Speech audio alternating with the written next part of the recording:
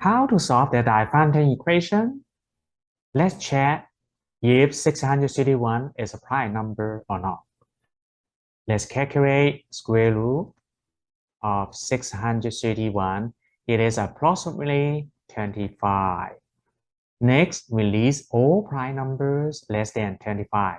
They are 2, 3, 5, 7, 11, 13, 17, 19, and 23. Now, one by one to check if they are factors of 631. It turns out none of them is a factor. So 631 is a prime number. Now we can apply difference cubes formula to write the left side as a minus b times a squared plus ab plus b squared.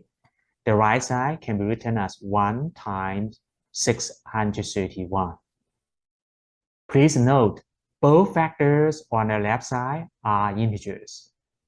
And the second factor, of course, is positive. So the first factor also positive. And a minus b must be less than the second factor.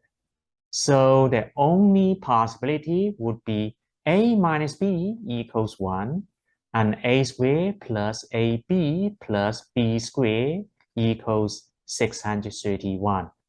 Denoted as 1, that's 2. From 1, we can solve a equals b plus 1. Denoted as 3. Now, substitute 3 into 2. So we get a squared, so it will be b plus 1 squared plus a, so b plus 1 times b plus b squared equals 631.